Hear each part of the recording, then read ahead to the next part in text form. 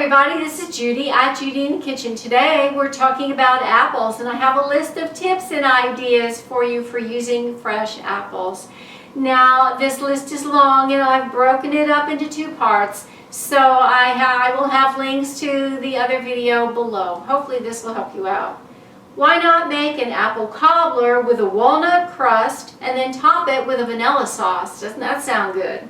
Try an apple and celery salad with a hazelnut vinaigrette dressing.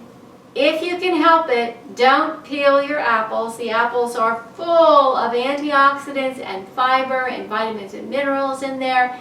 They are really good for you to consume. Why not use applesauce in place of fat in baked goods? When you're using unsweetened applesauce, it's best because it doesn't alter the sweetness ratio of the recipe. If you do use sweetened applesauce, you may need to cut back on the sugar a little bit.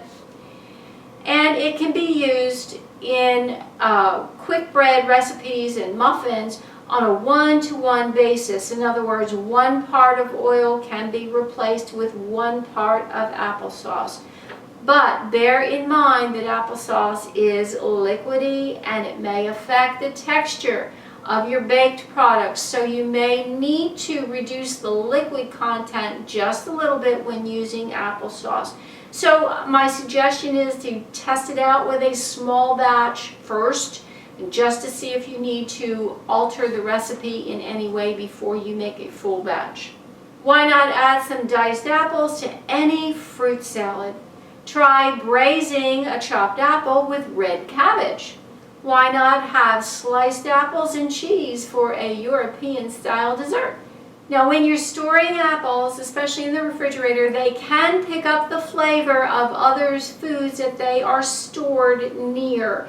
So to be on the safe side, you need to kind of be cautious about what you store your apples next to. In other words, don't store them next to cabbage or onions, or you may have an onion flavored apple. Woo!